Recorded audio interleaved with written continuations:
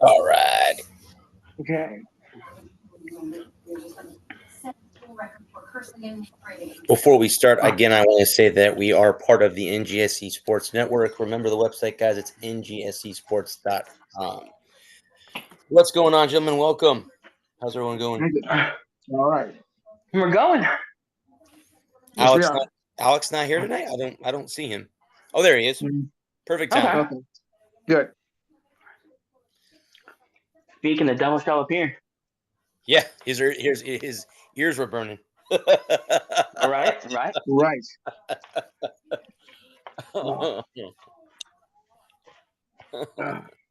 It's, You guys Okay, want to that's start right. talking about the NFL and talk about that first, or you want to wait to the end of the show to? Yeah, man. However you want to play it, man. Do it up. Did you guys get the Google Doc? Was that good, or did it not come through as a Google Doc? It Saw some came. stuff It on came there. through. Yeah. It didn't. I got it as a regular. I got it as a PDF that I was able to open and access. So Okay. Right. Okay. Okay. Same here. Well, we can talk about baseball since there were 3 new Mm-hmm. Hall of Famers. yeah, we'll start with. I like that. We'll start with baseball, and we'll save football to the end. Batter up. Again, I'm not surprised at which 3 guys went in. No. I kind of feel bad for Ichiro, one writer. Yeah. being There's the always that one guy. Yeah. You can never be complete. You can never be complete with that. I mean, come on. I just watched a TikTok out of before we came on the show, and Ichiro's interpreter goes, "The one writer that didn't vote for me, I would like to invite him over to my house for a drink, and let's have a long talk on why you did." Yeah. Right. That's what we're Right. into.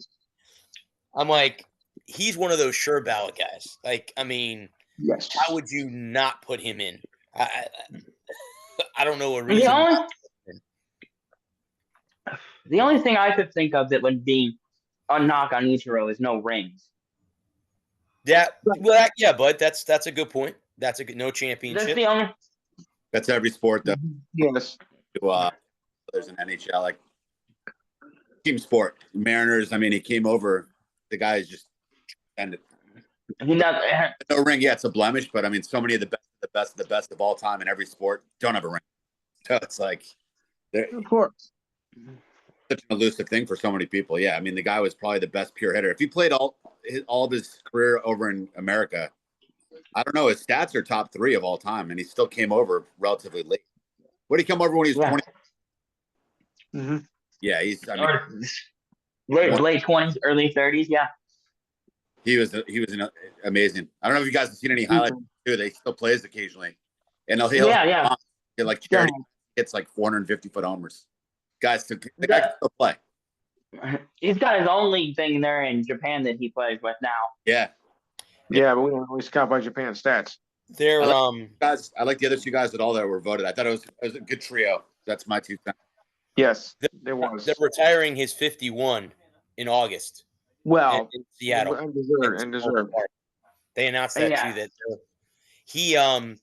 That when they announced that at the press conference, I mean, he almost broke down in tears to hear that he's going to have his jersey retired next to Ken Griffey Jr. I'm trying to think of who else got their jersey retired for the Mariners. I can't think of. Did Randy Johnson get his jersey retired? No. I'm surprised he hasn't, but no, he has not yet. I don't know. Remember, there was another guy. And then of course Jackie Robinson. Obviously, every team now has 42 retired. But yeah, so Jackie doesn't. He's going to join. Jackie doesn't count to any other teams but the team. I think he only played for the Dodgers, so that was something that the league did. So yeah, league rule. That was the league that retired it. It wasn't necessarily an individual team that retired it. Correct. Yeah, the league retired the 42. I think the last to wear it was Mariano Rivera was the last. There was one guy after Rivera that was grandfathered in. He had been wearing 42 his whole career, and so I can't remember his name. He wasn't like a superstar or anything. Yeah, no. Look up. But yeah, I agree. I agree, Alex. I think the other two that went in Wagner and Sabathia, both deserve to be in too. Another Yankee. And the Met. Yeah, Wagner had good, man. He bounced around a little, but I mean, in Houston, he was just an absolute flamethrower, and then he had a nice couple of years in New York. Had a cool salute to the Mets fans. That's pretty cool, and just good guy overall. Just and he built it up over like the career. He was never considered. No one's a Mo Rivera, but he was never like absolutely elite. If that makes sense, he just every year he was usually like, just from what I recall, like 30 saves, 3 ERA. Like that's just like in a good way, kind of a stat builder where he didn't get injured. He had a good resume overall, so it wasn't like the second pick. If that makes sense. He just for the longevity of his career, he was always just really good. No injuries, no inconsistency, and just he accumulated a ton of saves. He's like top three, I think. Wags. CC. Yeah. CC's great. One of the biggest feared left. Got a Tiger killer. I wish he had stayed with the Tribe, but that's baseball. The guys have floated around. Yeah. That's free agency for better or for worse. Yes. Yeah, I mean definitely worthy. All three guys. I was happy. In my eyes, they were all worthy. I was happy to see him head to New York. Yeah. I get it. Being a Tigers fan, I understand that. He's an absolute Tiger killer. You were right. It was Rivera was the last player to wear it. I thought there was another kid that had worn it. No. After Rivera, but no, Rivera was the last to wear it. Even though I'm not a Yankee fan, the two Yankees that I respect are Rivera and Jeter. Are my two favorite Yankees. Yes. Thank you. Yeah. I remember when we got pure baseball players don't get in trouble off the field. They keep their nose. They take care of business on the field. and how many girlfriends? How many famous girlfriends did Jeter have? And not one of them had a bad word to say about him. Nope. I mean, he dated actresses and models and super athletes. I think he had a couple of like volleyball players. I think at one point he was up and down. He was a who's who of who's who in Hollywood for the longest time. And every time they ended amicably, and they didn't he didn't do anything wrong, or it never worked out right. They were old school players too. I mean, durability, like you said, they never did anything outside of sports that was bad. But just taller, like they were old school players. It's like the older I get, at least, I can't. Oh, I hate that team or that player. Like you got to respect these guys. Like Jeter. I'm not a Yankees fan, but like you got to respect Jeter every day. Yeah, they're old school. Well, I think the league. There was somebody I was not to switch topics on y'all, but I was watching the TikTok and I think it was Paul Bissonnette and somebody, and then they were talking about the new crop versus the old crop. Yeah, and they're talking about Crosby, and Bissonnette was saying that he couldn't understand why people hated Crosby, and I was a kid when Crosby first got into the league, and I remember viscerally hating Crosby for the simple fact that he was foisted upon us before he ever laced up his skates. Yeah, they were calling him the next great one, him and Ovechkin, before they'd even taken their first shift, and. And I guess the reason I say that, you talk about respecting players and respecting guys and old school guys versus new school guys that do it the right way. And, I think it's easy to like a guy that is likable. Yeah. Jeter, Rivera, Posada, guys that are likable, guys that are personable. Guys that feel like that if you saw them on the street, they'd say hi. You know? Just the effort level, the intensity, they always brought it 110% every night, every day. So it's like beyond the game of sports, just respecting someone who really works hard at their craft and goes hard and just does things the right way. Yes, Yeah. that's You know, I think when I was like 12 or 13, oh man, I couldn't stand Jordan for one player. But he would always win. Now I'm like, just Yeah. every year. Yeah. That was first. I was foolish. I was a kid. Now I'm like, I gotta just respect far. Like it is what it is. These guys, guys kind of earn it through the way they play and just the way they win and dominate. I just want to say that I'm an Ovechkin fan over Crosby. Just that. Yeah. I'm not surprised. I think Ovi's going to break Gretzky's goals record. Oh yeah, maybe probably next year. Not this year. I think next year he breaks it.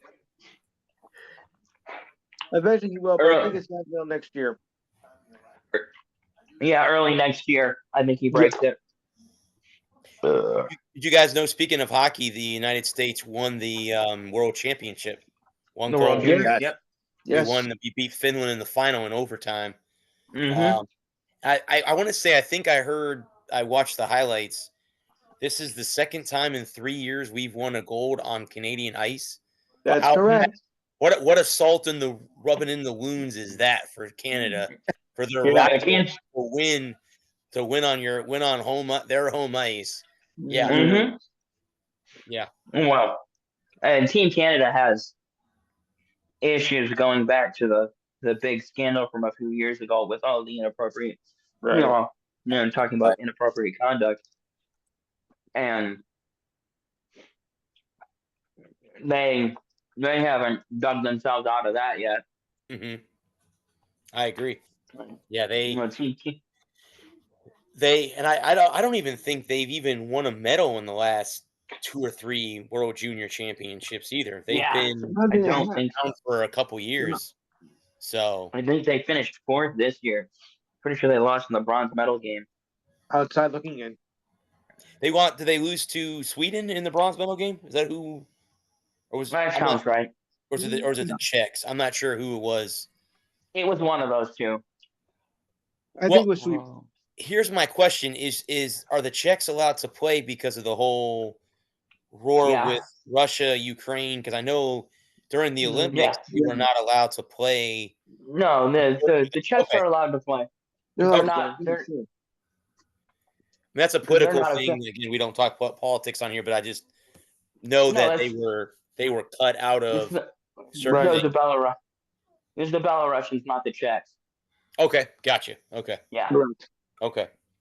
See, because of the dictator of Belarus is Lukashenko, and he aligned himself with Putin, basically because Putin props up his his country. But yeah, I was happy to see the United States win World Juniors again and again. To win it on Canadian ice is even better when you can win it on your rival. So it was the States finished set first. Finns got silver, Czechs got bronze, and the Canadians finished all the way. Wow. And they didn't even play. They didn't even come in the top 5. Oh. And I know later this year, the NHL, I think during what would be the All-Star break or whatever, they're going to have the 4 nations going on. Early February. This year. Yeah, that's Sweden, Finland, United States, and Canada, I think, are the 4 teams that are playing in 4 nations. Yeah, that sounds right. And I think, really honestly, the United States has a good chance of winning that thing, too. Even money. Because you got Austin Matthews and all those guys. I think we have Hellenbuck is I think the best goalie in all of hockey. I'm a Lightning fan. I can say that. I was gonna say after Vasilevsky has fallen off the last year or so. I think he is right now. I think he's got to be right up there. I would hit Hellenbuck up there. Yeah. So. Yeah, it's funny. Hockey's really like the Lightning this year. I mean, you talk about the Wings and the Rangers. The Rangers are in really bad shape so far this year, but they'll make up some ground now. The Lightning, they win 3 or 4 in a row, and then they lose 2 or 3 in a row. It's like They go up and down all the time. No consistency with them. So, that's been our problem too. We go on a 3 or 4 game winning streak and then lose winning streak and then lose 2. Yeah. And it's really hard to play catch up. Oh yeah. Well, yeah, especially when you get to now, if you start going losing streak, it might be too tough of a hole to climb out of. Now we're into the second part of the season, and now you're trying to get yourself ready for the postseason, assuming you make it. Raiders are coming on strong. They've had, after a weak December, they've been coming on strong in January. And if I may do this for a second, let's just see how close they're getting. Because a few weeks ago, they were next to last against the dreaded Islanders. And now they seem to be making up some ground here. So just excuse me for a second. Well, they're 10 points back in the Metro. And is it the Hurricanes? Okay, but still, they're moving up. Because, if you look at last week, they were right next to the bottom with the Islanders. Now they're moving up, and they're only 3 points out of Columbus. Yeah, they still got a way to go to catch up to everybody else, but at least they're, making some strides here. It's Carolina. Carolina's the leader, right, in that division? Capitals. Washington. Oh, the Capitals. Okay. Yeah, that's right. They're ahead of Carolina. Okay. They're 8 points. Yeah. And then the Leafs lead the Atlantic, and they're only 3 points ahead of Florida. Florida. Yes, 3. And then Tampa Bay is 6 behind the Panthers. Yeah, see, our problem is we have games in hand against everybody in the Atlantic, but we don't win those games. That's the issue is we don't win the games that we need to win. Speaking of hockey, since we're on that topic, is there anyone, guys, that has jumped out to you guys, team-wise, that is surprised you so far or has not lived up to their standards so far this year? Is there? I mean, I'm going to say the Jets. They've gotten off to a hot start. They've got almost 70 points already. 69. 67. Yeah, the Capitals. I wasn't expecting Washington to be as good this year. Yeah. And the Devils have made some money moves. So. Yes, they have.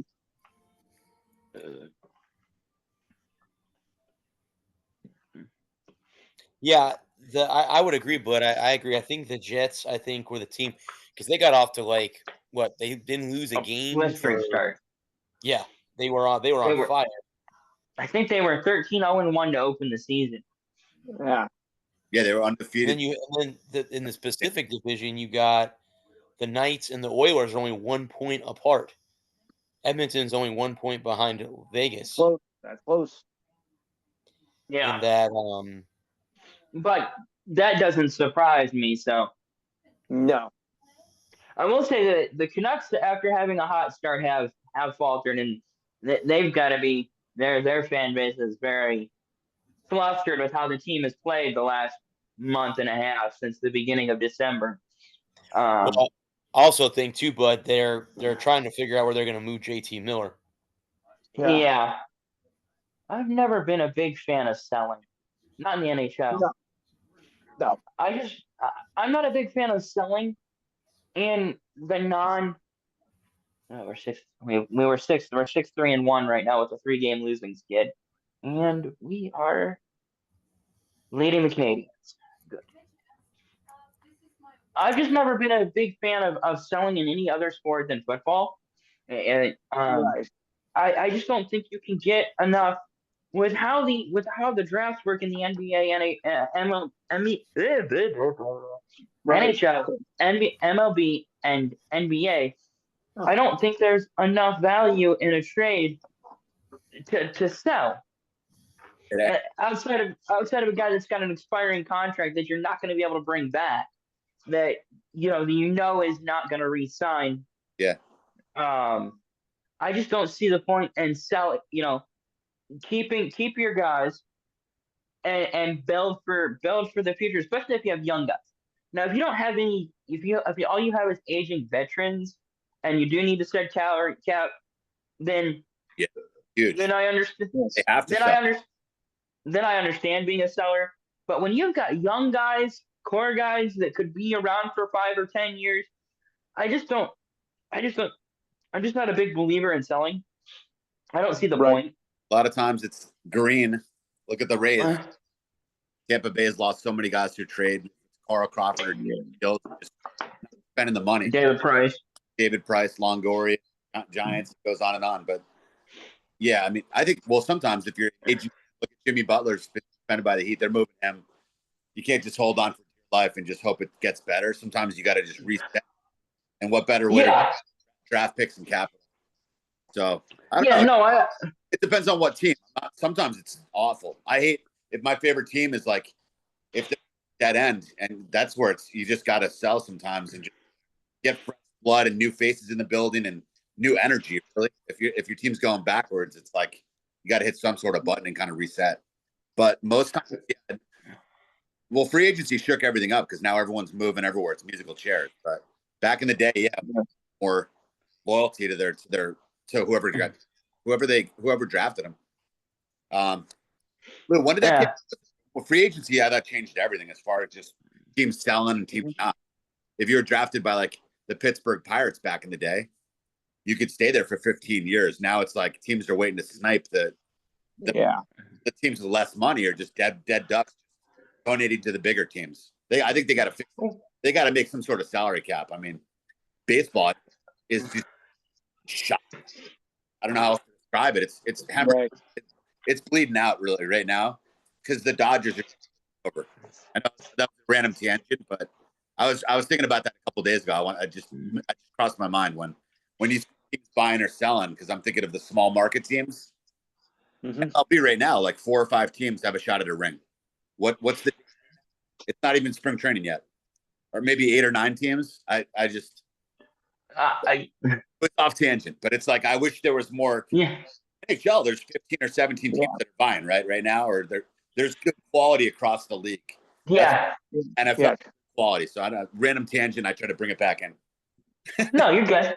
Yeah. No, you're good. I appreciate that, and I'm glad I'm not the only one going on random tangents out of nowhere. So Adam, I like what you said, Adam. Do you think there's any chance, like any situations where you think it is warranted? It is good to sell. Like No, I will. If you have an aging veteran, who is in a contract year, if he's 34 and 35, and you're not going to be able to get a deal done to keep him around, then I would say sell. But I hate selling guys that are young, guys that are in their late 20s, guys that are coming up for the big boy contracts, guys that like. I'm just going to use my teams because they're the teams that I'm most familiar with, but. A few years ago, we let guys like Tyler Bertuzzi go. We let Gustav Nyquist go. Young guys that and now we have this great coach who would have had, with a handful of guys. There's just guys that I don't like moving. I understand if you can't get a contract done, it's better to get something than lose them for nothing. But I just feel like in the NHL, in the MLB, and the NBA, selling doesn't buy anything.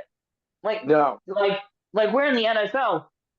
If you can sell a piece, let's say the Raiders, right? Last year they have Max Crosby. They know they're not going to be able to get a deal done with him. They know they're not a good team. They know they're not going to be able to get a deal done with Max. So instead of holding on to him and trying to keep him for trying to get a deal done on a bad team where they're not close, you can move him for 2 or 3 draft picks, get his replacement, and get 2 pieces to go along with him that are going to be right now plug and play players. It's a Buccaneers. It's going to be a Buccaneers. No, I'm just. He's going to be a Lion. So. He's going to be a Lion. I don't know what you're talking about. He's going to be a Lion. He's going to be on the other side with we'll see. Adam, there's another great example on your Detroit Lions. TJ Hawkinson was the number 1 pick tight end out of Iowa, and they moved him when he was 26 in the division. But it happens. It's just there's strange timing. I think sometimes we don't know what's going on in the locker room. Maybe someone's a headache. Maybe he's other teammates. Well, maybe he's showing up late. Maybe he's drinking. Maybe he's doing God knows what. Like there's always things. Well, all the above. but that's my point. They just TJ move. was a good. They'll move. It was a good move though, because they had a target in mind. They got his replacement. They didn't lose a step. They knew we knew that we weren't a good team. We were like 3-10 out of the playoff hunt. It doesn't, he's coming up on a contract year. He's already 26, which in football years is about 40. So 35. Yeah, pretty much. So he's probably got one more good contract in him before he's going to be dead weight. Move him now while he's young. Get those 3 draft picks that are going to be right now everyday players, whereas opposed to the NHL or the MLB or the NBA, where if you sell a guy who's 26 in the prime of his career for 3 draft picks, you get a first round, a third round, and a fifth, and you'll be lucky if one of those guys sees the show in 3 years. Yeah.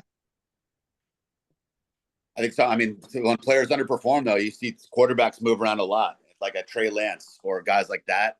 Sometimes move, you got to bite the bullet, clean your hands, and move that player.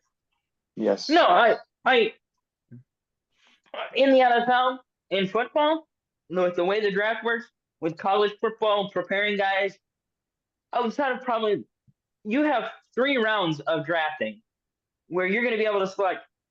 You're 85 to 90% getting an everyday starter. Whereas in hockey, basketball, and baseball, you could have 100 draft picks and you might get one guy that's an everyday starter. And it might not be for 2 or 3 years because he needs to go down to the minor leagues and play a couple seasons in the minors, or he needs to finish college. Or he needs to finish his, or he's going to go play in the G League, or he's going to go play in the, he's going to play minor, he's going to finish college baseball, and then he's going to play 2 years in the minor leagues. And so you trade a guy like Evan Longoria, you trade a guy in his prime to the Giants for draft picks, and draft picks that probably never see the field. So that's my biggest problem with trading away young pieces in their prime and the other stick and ball sports in North America. Whereas in football, even if you do trade a guy who's young, you can target his replacement, especially if you're not a very good franchise or you're not a very good team in a given year. You can trade away, and then you can like you said, Hockenson, right? They trade him to Minnesota for draft picks, and now and then they take Tyler. Oh God, what can I? Sam Laporta. See his face. Sam Laporta, thank you. Yeah. Then you draft Sam Laporta, who's an excellent replacement for Hockenson, and then you also have 2 other draft picks later on in the draft that you can use to fill holes that can be depth guys and or everyday players. So the drop off isn't huge. Yeah, right. They're plug and play players because you already have people coming out of like Michigan or Ohio State. They're pro ready. Baseball, minor leagues right away, so you're not going to have those guys overnight starting the next day. Outside of the top 5 picks, if you're not drafting a Connor Bedard or a Shohei Ohtani or a Crosby or an Ovechkin or a Malkin, those names that everybody knows, a McGregor, a Michael Jordan, Steph Curry, guys like that. If you're not getting those guys, if you're not going to be able to get one of those guys in the top 5, if you're not drafting in the top 5, outside of the top 5, maybe the top 10 in the other sports, and then the ML and the NBA only has 2 rounds. They only draft 60 guys get picked in a given year. Yeah. Like hockey, like the rest. Yeah, for these younger teams coming up the draft, it's 2 sides of the coin. I mean, some of the teams, the Oklahoma Thunder, are dynasty. They're just it depends really from team to team. I'm eager to see what. I don't know if you got out in Florida, Brad. You had but he's subordinate, like missing time Like, so trade him right away. I don't know. That's a mess in Miami. It's a mess. And the funny thing is, you know, I know Jimmy Butler's a good player. We all know, but I don't know. I mean, do you really, really want to screw with Pat Riley? I mean, I don't know if you want to go head to head with a guy like that. Godfather of basketball, almost. I mean, he's their GM. Yeah. I don't know. I mean, if you want to be traded, at least go out there and give an effort to play. I mean, I understand you get hurt, whatever, it ruins your trade value. But I mean, I've read articles about it, and actually, I put it in our day about that. And I'm Lou is a big NBA guy. I don't follow the NBA all that close, but I know that, like, it's from what I've been reading from the Herald to the national writers for ESPN and all them, that it's a mess. It's a mess. Oh, it's a mess, no question. And again, well, here's my question, and Adam brings up a good point. So you trade him to wherever. Are you going to get players right away, or are you going to have to get draft picks, and then the players are going to have to develop in Miami? So how much is it going to set Miami back? Yeah. They're already in the Eastern Conference. So yeah, I mean, they're a 500 team with them. They have Hero and Bam out of Bam down low. That's it. I mean, just get the, for lack of a better, it's a harsh word, but it's kind of cancerous to have them around. Just get them out. You know what I mean? That chemistry. Addition by subtraction. Once a bad egg leaves, the team usually gets better, even if they lose his skill. They just have better energy now, already without him. I'm going to add probably one starter and then probably 2 draft picks. And I think he's going to go to Phoenix with Durant. But I mean, that league's been wrecked by the free agents. You're in a loaded Eastern Conference anyway. You got Boston and Cleveland at the top. Yeah. Yeah. So and the Knicks are there. Orlando's off to a decent start this year. So, I mean, everyone is ahead of you. And the top 2 are obviously Cleveland. Right. It's got the best record in the league. Correct me if I'm wrong. Maybe I'm wrong, but I'm looking it up now. I think it's OKC that has the best record. They're dominating. They're Thunder off to a good start this year, from what I've been seeing. Yeah. Yeah, the Cavs at 1, and this is the East. Cavs, Celtics, Knicks, Bucks, Pacers, Pistons, Hawks, and Magic. And right now, Miami is 10. Okay. Yeah. I think the Pistons are the surprise team of the year. I mean, after having a horrible season last year of 14-68, they have really stepped up, and I think they are the most improved. They got to be the most improved team of this year. Well, you got, and then at their ninth at 21 and 21, so they're right at 500. They're right at 500.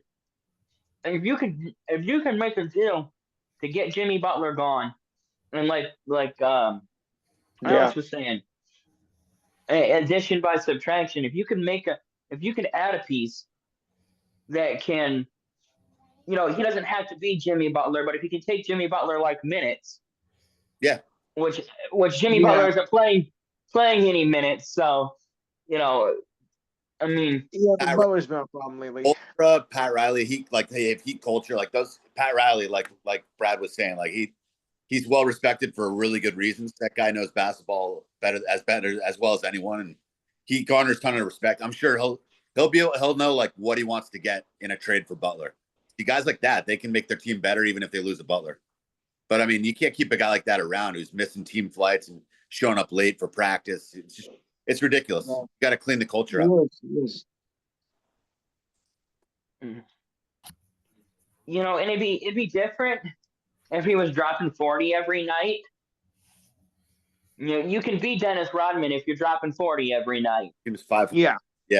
He's a diva. Get out. And Pat Riley doesn't mess around. He's like, no, you're suspended until we trade you. Yeah. And they brought him. Played 20. And they showed up late the next day of practice. He brought it back for one game. He begged his way back, and then they got rid of it again. So they suspended him twice in like 4 days. He's done. When he last played Tuesday.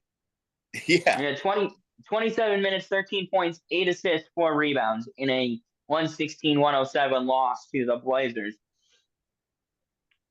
Yeah, he's too much of a headache, man. Maybe they can go chase with KD and those guys. It's too many players holding the league on. So I just hate the super teams that have been created a little bit. But so I'm glad to see Cleveland Cavaliers and Oklahoma doing so well. Yep.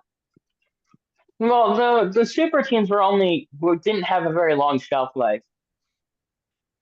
Yeah, it was unsustainable. The money just wasn't going to be there forever. Yeah, those guys are going to age out. Well, it'll probably be 20 years before we see super teams again. Yes, those things are kind of cyclical. Everybody was decrying the NBA. When the Warriors and the Heat and everybody was putting together super teams. Well, now with the Supermax contracts, you really can't afford to have 3 bigs anymore. So it was bound to come apart when some of those guys like LeBron and Curry and Durant and everybody started aging out. But man, Oklahoma, Chet Holmgren, Shea Alexander, they traded Paul George, they've drafted so well. They've built or grown up, and all their best players are under 25 years old, I think. Yes. Yeah. That's the way you do it. Organic way, you build it, homegrown talent. It's just pretty. That's one way to. If you want sustainable long-term success, that's how you have to do it. But yeah, they're not taking their players right now, all locked up. That's the one thing with MLB, man. It's really upsetting. It's annoying. It's just that certain teams lose the small market team. But that's how it's always been in the MLB, though. To the rich go to the spoiled, man. Until they get a cap, they're not. Yeah, it doesn't look like it's going to get capped anytime soon. They don't need cap. Will ever happen because of the MLPA. Yeah. Yep. The MLB would benefit from a league floor. Correct. Because you'll never convince the Steinbrenners of the world and whoever owns the Dodgers and the Fenway Group. Sure. But if you had a league floor, a league minimum salary, it would force teams like Kansas City and Tampa Bay and Oakland or whatever they're going to be this year. Miami didn't sign one player. The Marlins. I'm that's correct. They literally have not spent $1. Pretty sure. So it's just like that team is just going. And anytime they get a really good young player, they trade him off. Just saving money. Or he dies. Saving money, yeah. So hopefully that gets changed in MLB. But right now, I mean, the Dodgers are just every time you open the newspaper, they're signing someone else. Half of it's deferred money. It's just like monopoly money. The team has 5 aces and like 3 Hall of Fame players. Freeman, Betts, Ohtani. And you have 5 aces. Glasnow and Snell. Mm-hmm. The Tampa Bay Rays drafted and developed those players for years, and now they're in LA. And make it fair, right? That's the opposite of fair. Well, I read an article that MLB is trying to institute a Dodger rule because of what you just said. Seriously. And I mean, you think about it, you look at that lineup, and I was on a podcast earlier tonight with my buddy Alec, MLB, and we were talking about that I mean, that lineup up and down, you don't have a weakness. And like you just said, you have 5 aces. 5 You're going to throw 5 aces out there, and you're going to have to face that, night on end. They won, 98 games last year, 99 games. They're going to go over the 100 mark this year, most likely. They'll go over 100 before June. Yeah. So it's possible, but I get what you're saying. The only thing that can stop them is themselves. And again, I don't mean to say this, but the only thing that can stop them is if injuries happen. I'm not calling for players to be injured or anything like that, but that's the only way that if they get bit by the bug, 2 or 3 big guys, because if not, they're going to be right back in the World Series again. This coming October. they're going to be right back in the thick of it again. It's a real travesty that MLB allowed them to use that deferred payment, where it's like, okay, I want to hire you to be my employee. If you're at IBM or Google or something, they don't pay you 20 years later. It's like, so they've tricked. They've got around the loopholes. All this deferred money is how they got Ohtani, and then it just footballed. Like, how you fix it? The Dodgers. They have an all-star team. They have an absolute all-star team, top spot. And the problem is they don't not only do they have an all-star team, they have an all-star team. Yeah. Yeah. Unlike other super teams, which had problems with continuity. Looking at you, Colorado 2002. They don't have issues with continuity. Nope. Everybody's there to work. Everybody's there to pitch in. Mm-hmm. Everybody picks up the slack. They don't have three guys looking around going, I thought it was your night. No, it's not my night. It's your night. No, it's not my night. It's your night. When you're number 6, your number 6 hit, $40 million a year. It's good. It's luxury to have. It's a good problem to have. 6 nights off and still have scored, and then you have an ace from Japan for $400 million pitch. Like, oh, that's wonderful. You have the best pitcher in Rays history they just signed. He's pitching tomorrow. It's like, who's going to hit? Like you said, who's going to hit a home run tonight? They could score 12 runs and maybe shut the other team out. The talent of their lineup is just it's devastating.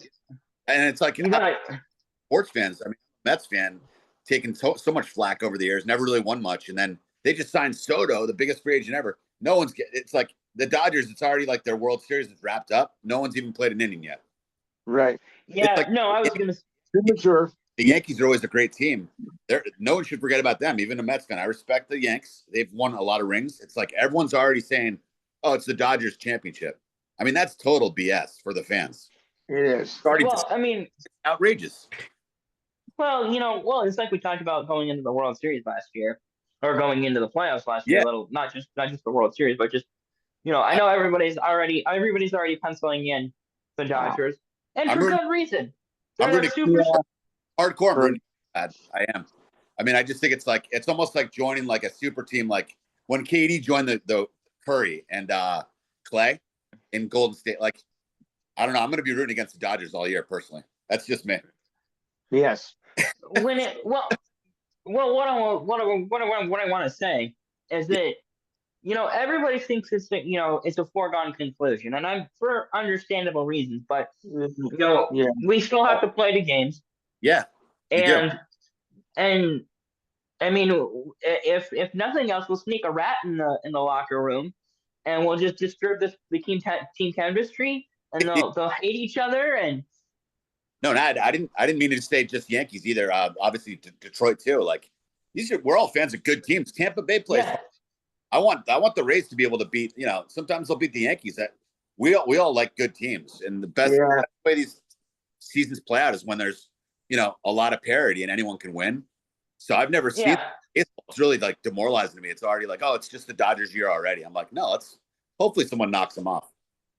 Yeah, I mean, but if nobody knocks them off, then congratulations, LA. Here's your championship ring and your hat, and we'll see you again next year. Yeah, but that's sports, though, right? That's why we watch. Obviously, if you're a Dodgers fan, you love it. You love the hate. You bask in it. As Brad contests as being a Yankees or as a Sox and a Patriots fan for all these years. Yeah. When I think we take for granted the fact that when we have a good team, which is winning championships and competing for championships, we get spoiled and we forget that we can be in the basement next year with a couple of bad injuries. Yeah.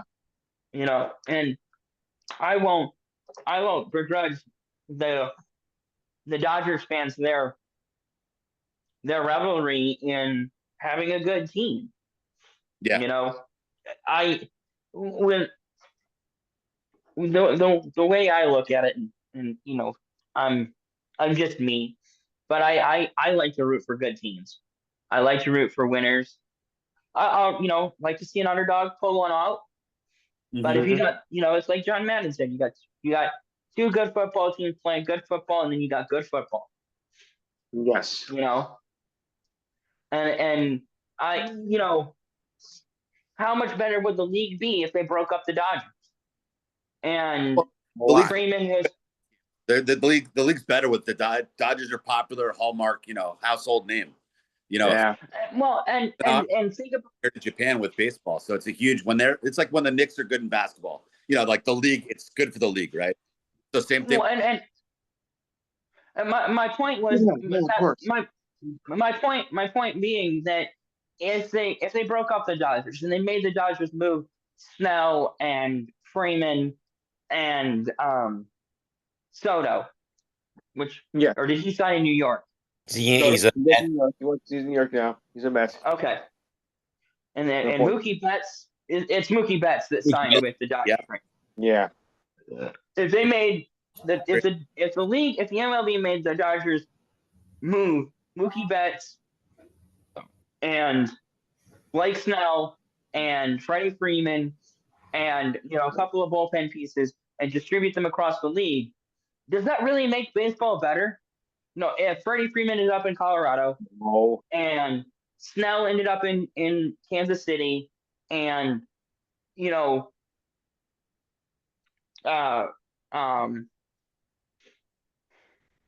ended up in Miami.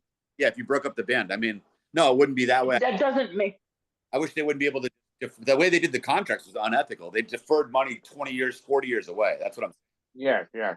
Little all-star team the last 2 years built on weird contracts. So I'm saying it's kind of, I don't know, it's just going around the system, and all the other teams are kind of hanging out. So, heck baseball would be a lot better if they didn't have 45 all-stars that they just signed money.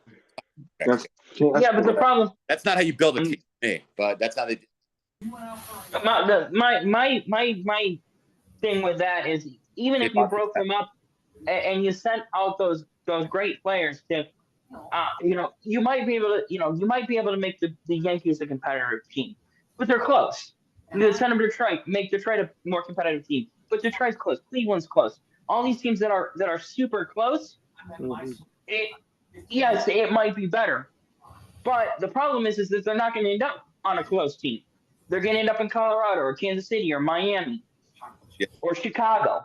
Can you imagine Freddie Freeman on the White Sox? $150 million contract to lose 130 games a year? That's brutal. Like the White Sox? Or the Cubs, either one. I hope they wouldn't go both lose 130 games. I don't care. I hope they wouldn't go to Colorado or them, but if they knew better. But the fact that the Dodgers have and the problem, it's just frustrating to me. It's good for the purity of baseball. That's my take.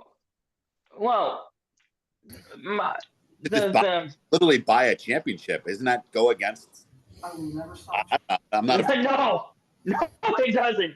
That's how baseball's always been. Look, when the Yankees bought championships throughout the 30s and 40s. I thought it was awful when they did. They bought Giambi and Clemens. They bought a champ. Aroyd.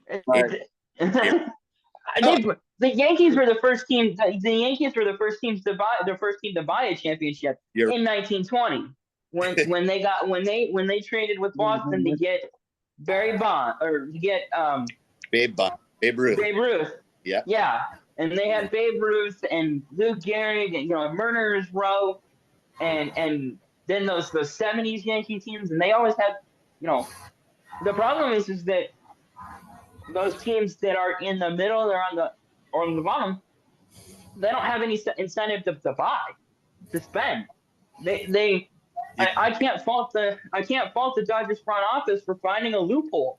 I mean, if it was as a Detroit fan, I'm not mad at the Dodgers front office for finding a loophole. I'm mad at the Tigers front office for not finding the loophole, not figuring this shit out.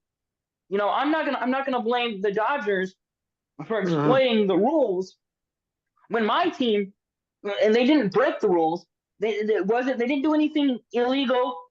It might be unethical, but it's not against. There's no hard and fast rule that says you can't do this. That's not the Dodgers are smart. I'm mad at my team for not figuring out how to do this and bring in a Ohtani and Freeman and Mookie Betts and Blake Snell and all these other guys that they've brought in. Yeah. Hopefully someone knocks them. That's what I'm rooting for. I'm not mad correctly. It's just, and if I'm a player, I'm gonna get paid by whoever. If LA is beautiful weather, if someone's out there and they want to sign me, I'm gonna look at the World Series champions and sign me up, coach. So I don't fault the players. I just think it's just hopefully there's more balance coming up in MLB, so we can see more teams like Detroit rise in and get in there. I love that. Mm-hmm. All right. How about the Padres or the Diamondbacks? Both teams got better. Yeah, Padres they're not small market. They're mixed. Just the disparity when you jump from Machado and like Tatis and those guys. They have 3 or 4 awesome hitters, where the Dodgers have 20, 25, 30 really, really great players. True. So, yeah, no, I mean, absolutely. Hopefully the Tigers continue to get better too. Yeah. For sure. But if you're like a Reds fan or a Rays fan or like you can name them. Even Milwaukee Brewers won't really spend money if they made the playoffs. It's just a much tougher hill to climb if you're not spending the resources on players. Yeah.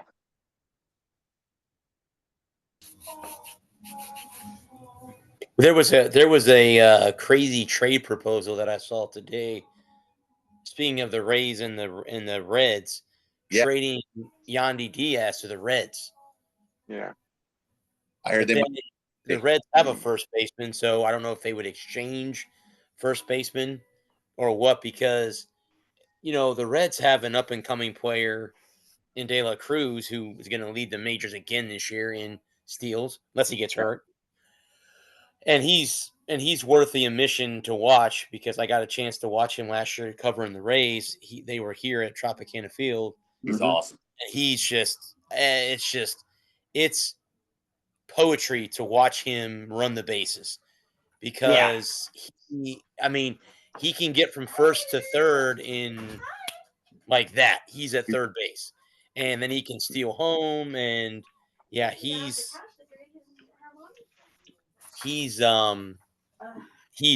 fun to watch. He really is. With a cannon. And a cannon. I'll tell you, he plays defense too. Giant gazelle playing short. Oh, he's phenomenal. I just want those teams. I've said it before to you, Brad, even when we were hanging out at the Rays. I've always had that soft spot. I like seeing teams because the Rays always have hardworking players. The Reds, they got like Matt McClain and Steer and De La Cruz. I just like to see in baseball with the no cap. I like when the small market teams really can kick some butt, and really contend with the Yankees in those bigger markets. You can look back to the 2016 when the Royals beat the Mets, and 2019 when the Nationals beat the Astros and stuff like that. So I mean, you have those moments where you have it just doesn't happen as often as it should. I see what you're coming at. It doesn't happen as often as it should, but that's like Adam said. That's just the way baseball is. It's been that way for a long time. Unfortunately, a long 100 years, man. Yeah. Oh, ever since the Yankees bought Babe Ruth's contract from the Sox, and it's always been, and the Dodgers got moved to LA. Yep. It's always been about the big market. It's always been about the big market teams. It was back in the 70s. It was Pittsburgh, New York, Boston. In the 80s, it was New York. And every now and again, you have a smaller or mid-sized mid-market team jump up there and steal one. But it was New York. It was both New York teams in the 80s. It was in the 90s. It was like in the 90s, you saw this revolution where it was until the early 90s, in the early to mid 90s, you had teams like Atlanta and Toronto. They won championships. Yes. But you look at those Atlanta teams were a nightmare to deal with. Smoltz, Glavine, Smoltz, Glavine, Chipper Jones, Greg Maddux. Those. Yep. But the problem, the problem is four NLCSs and one ring. Yeah. They pulled a little Buffalo Bills almost. They got one out of it. Yeah, almost. And One. did they even? I think did they lose 3 out of 4 in the NLCS? I want to say they went 1-4 in the NLCS. They won. Or They 2-4. They got one world championship. Bobby Cox. Yeah, Right. they got 1 ring. They went to several before and after. They were knocking on the door for like, I think they were like 1-4. They got in and won one. Like a lot of look at the Bills. Look at the Buffalo Bills. It happens, but yeah, a little bit. They were. Braves have always been very good, and they're a team that's usually expected to play in October. Every spring training, the Atlanta Braves, everyone in that clubhouse, honor system, that's a winning franchise. If they're healthy, that team could, if they get enough pitching, that's the type of team that might knock off the Dodgers. Yeah. And I 7-game series, I don't know. You got to steal a couple of games, but someone take them out, please. That's the bottom. Well, How about the Phillies? How about the Phillies? The Phillies could jump up there and knock them off. Phillies could out hit them. Yeah, okay. You guys give me some hope now. I appreciate the kind word. Turn around my The thing I almost said the thing about it. I think the thing about it is it's not a 17-game schedule. It's a full 162 games. Someone can knock them off. Yeah. And you gotta grind out 162 games, and then you gotta grind out a playoff series, 2 playoff series. Yep. And you get they can go, and like I was talking about last year going into the playoffs. You can go cold in a 3-day stretch. In October, in July, it doesn't matter. You can have 3 off nights. Yeah, of course. And drop and go 1-2, and get right back on it, and rip off 10 out of 12 or 9 out of 11. The longest season. Or 9 out of 30. You can have a slump. You can have 3 bad games. You can have a bad weekend, drop 3 games, and then rip 9 of 13 off. Yeah. And win big. But in the playoffs, you can't have 3 bad days in a row, or you're going home. And October, obviously you expect the Dodgers to have home field throughout, so they won't have to deal with going into like a Boston, or in Atlanta, everywhere that they might go. Right. Is it going to be cold? So they don't have to worry about cold weather for a road game. You expect them to have home field advantage. So. Yeah.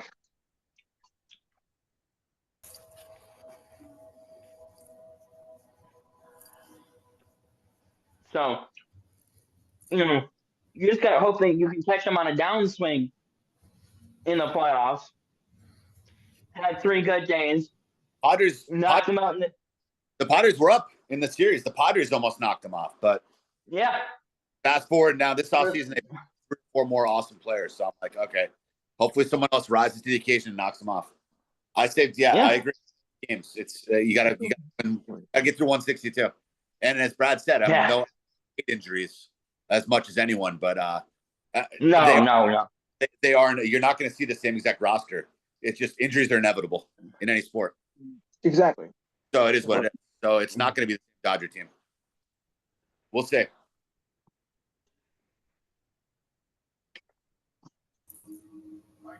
Well, guys, if you want to talk, because it's the last hour, do you guys want to go ahead and talk about football? We can talk about the national championship and then get into. I'm moving on. I'm going to hit the video for a little bit. Yeah, go for it. I got to go off camera for a second, but I'm still listening. So again, I think I was the only nutball that picked Notre Dame to win on Monday. You'd be surprised. But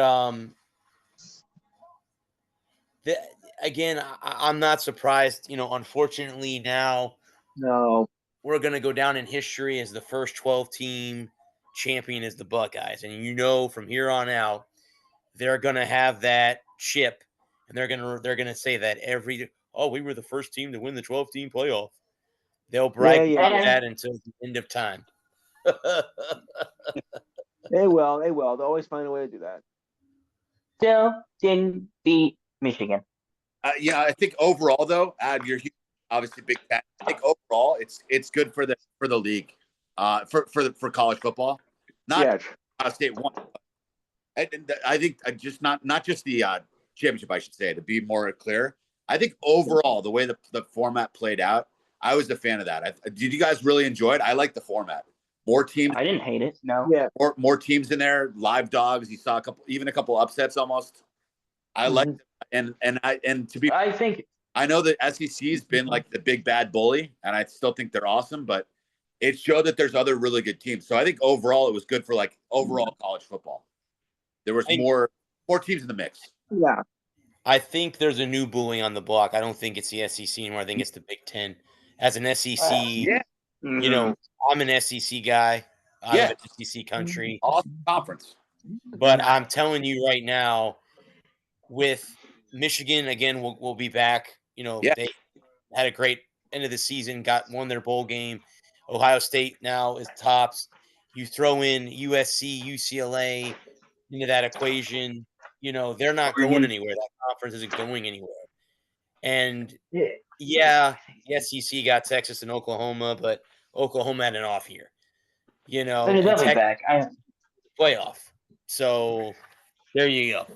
So Alabama was down. Tennessee got beat by Ohio State. So Alabama got embarrassed. I think the Big Ten, I think, might be the new bully on the top of the mountain. Yeah, because like you said, you know, Michigan's coming back, you know, angry and ready to rock right away. They're going to be calling for blood next year. They're going to be back. Ohio State's going to be loaded. Yeah, it's just more. Oregon. For a while, man, it was Oregon. Bama or who? Bama or who else? You know, Georgia for a while. Now dude, Michigan and Ohio State are kind of right there now. Yes. I don't think. I think. Well, it's been what I've been saying for 15 years. Is Alabama can't just outspend everybody anymore.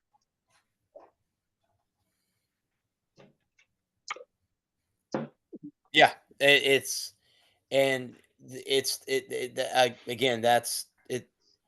the college football has changes. We all know that it changes. It goes in cycles, and the cycle now it's going to be the Big Ten for years to come. Because I really don't think, unless now Texas gets Arch Manning all next year, so you know that's going to be the talk. Is he'll be a starter all next season because Evers is going to the draft. Sure. So we know it's going to be Arch's show next season in Texas. And I wish we had Gerald on here because I would ask him these questions, being that he's a Longhorns fan. But I'm going to see my friend Bobby, not tomorrow night, but the night after on Saturday. I'm going to talk to him because he's from Texas. He's been to Austin many times to watch football games. So I'll have to ask him what his opinion is on what happened to Texas and what his opinion is on Arch and all them next season. So I think Georgia needs a quarterback. Yep. They need a quarter. Well, I don't know. That kid could be a great quarterback. He could be a great quarterback, but he needs spring ball. He needs a couple of tune-up games. He needs to get in the field, get hit again. Because Carson Beck, he either declared for the draft or transferred. Transferred. He's a Miami Hurricane. Right. Miami. Yeah. I think that was a lateral move. Mario Cristobal is a terrible head coach. Yes. He could very well been told that. I've been saying that for a long time. Beck really underperformed here. To me, I mean, Beck, I wouldn't be shocked if he knew or sensed that his job might be in danger. That's why he transferred. I don't know. To me, Beck was kind of. I think he was a senior too. I think he was a graduate transfer. He only had 1 year of eligibility left. And if I could transfer to anywhere in the world, Miami would be tops the list. You know, it is Miami after all. Yep. Yes. Hell, I saw they got snow last night though, or the other night. Yeah. Did. Well, I might get a chance to see Miami this year. USF plays them this year on the road, so I might get the opportunity of covering the Bulls. They play Florida Then the following weekend they play Miami on the road. So they play the Gators on the road. So I'm hoping to go to both games back-to-back weekends, go back to Gainesville, and then go to Coral Gables to watch them play the Hurricanes. So crossing my fingers later this year that I get to do that. Nice. Yeah. Good luck. Well, I mean, we can move guys to the NFL if you want. I think the game that shocked me the most was the Washington game out of all of them. No question. Didn't expect that to happen. No, not at all. Didn't expect that to happen. Once again, Detroit chokes. Whatever. Real. I think it was more a case of Detroit was just so decimated because of injuries. I mean, yeah, they could have played better. Yeah. I thought for Detroit standards, they maybe played B+, and they got a little bit. I mean, Jaden Daniels just went wild. Had just a phenomenal game for the ages. If you look man for man, roster-wise, Detroit was really just – they had something like 13 defenders, Adam, right, on IL. I mean, you can't win – can't get a dub in the tub, right? If they're in the ice tub, if they're wrapped up in bandages. Some of the most impact. I mean, simply put, bottom line, some of the most important Lions were not suited up. So, I mean, Adam, what do you think overall, being a huge Lions fan? Like, did you think they brought their A game? What do you think kind of went wrong besides Daniels just having and sometimes you can't. Sometimes you just get beat. Yeah, that's it. Daniels kind of did. You just get beat. Sometimes you just get beat sometimes. Yeah, he was insane. He was incredible. Yeah. And I don't think the week off helped as much as it would have otherwise. And they were too wounded. They just were so beat up all year long. I think that week off kind of ended up hurting them more than it helped them. But I don't know. I don't think they going and playing LA would have been any better. It was just too much. Jaden Daniels is a superstar. It's what he is. Kid was electric all night long. Yeah, and so too. Yeah, I think Philly's got their hands full with him this week. The best feature on their it's defense in the secondary. That's the one hope they got to slow him down. They're gonna blitz him a lot, and they're gonna pressure him. You can't. It doesn't matter. We'll see. He's 2 points. You think he's just going to go all the way now? It was one incredible game. I don't know. I don't know. I just think I don't think you can bring pressure. If you can't get there, he's gonna eat you up. He'll find the open man. You gotta get there. I think he's had 2 great games. The great game against the Bucks, leading that drive with the last 4 minutes to go, getting a touchdown, and then beating Detroit. And like Adam said, I think he's gonna be a handful to keep track of because again, if you don't leave him in, if you don't contain him, he can beat you with his legs too. So he's one of those quarterbacks that I really can't get there. I think honestly, I think I there was a poll Nothing scares him or X or whatever it's called now. Someone asked what I thought the Super Bowl was going to be, and I know I picked the Chiefs and the Lions, and the Chiefs still can get there. But you know what would be cool to see Washington and Buffalo. That would be cool. Yes. They played each other before in the Super Bowl, so that'd be kind of cool to see them again. But we'll see what happens. We'll see what happens. Yeah. I got from my pick. I'm still taking the run. They've looked so vulnerable and so beatable all year to me, the Chiefs. I got the Bills have been knocking on that damn door for 3 or 4 years. Josh Allen is incredible. I think he's gonna get a ring, and I think maybe not this year, but I think he's ready to. They've been so close to the Super Bowl. I think, and look, they don't look as fast, and the Chiefs have been so bailed out by a lot of refereeing too. I mean, if the Bills play hard and play good and don't turn it over, I think this is the year of the Chiefs. I don't think the Chiefs make it to 3-peat. And I got in a high scoring game, I think my picks are going to be Bills Eagles, but it's the Jade Daniels is a nightmare. So unless Daniels, the thing that could help us, the defense and being outside. If it's snowing, if it's crappy out, you make that a slick surface, and then it becomes really sloppy, and then he's getting hit a lot, and then maybe a turnover. So, I mean, the fact that Jaden Daniels was in the dome, though, it was like artificial turf. It was a video game out there. He could have had 500 yards. Well, it just the thing that his hostile environment. He was poised. He never got off his spot. He never got pressured. And then the back end just couldn't hold up. They're just so decimated at corner. You just couldn't hold up on the back end.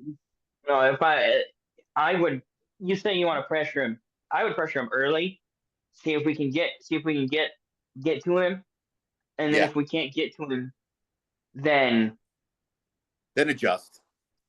Then adjust and drop back into coverage. I was saying like it's old school as hell, but if you're gonna beat me, go down trying, right?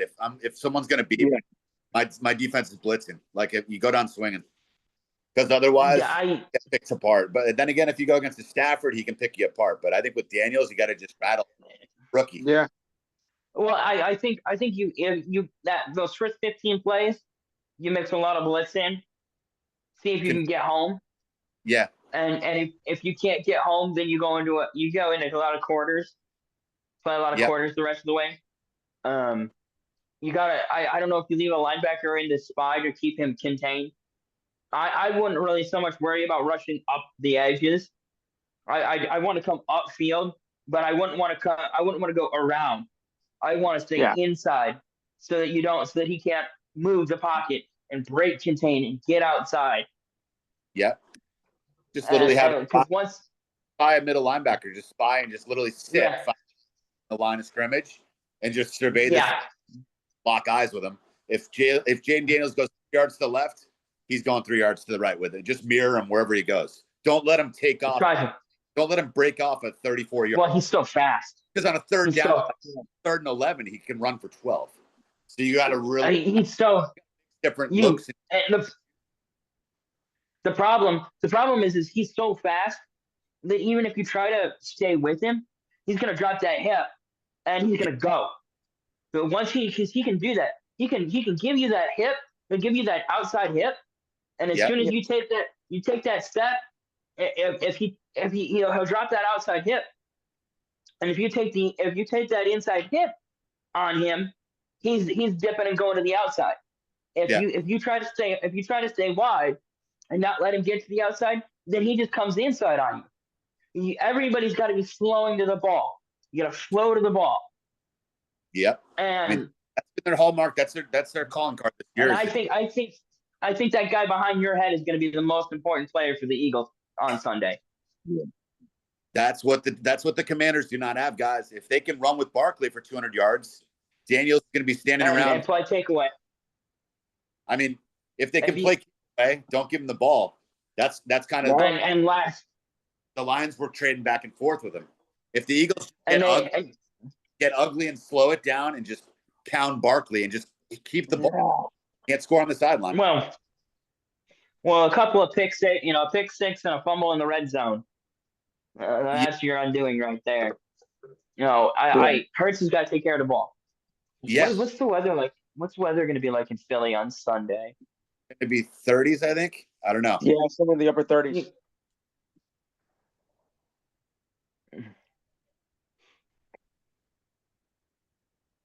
He looks. I mean, it's a big challenge. I'm just hoping with the rookie with the elements, an interception or two, or just knock the hell out of him a few times early on. Yeah, if you can get to him, you can't sit back and let him do his thing. You got to rattle him and just try to rock him. Just get to him.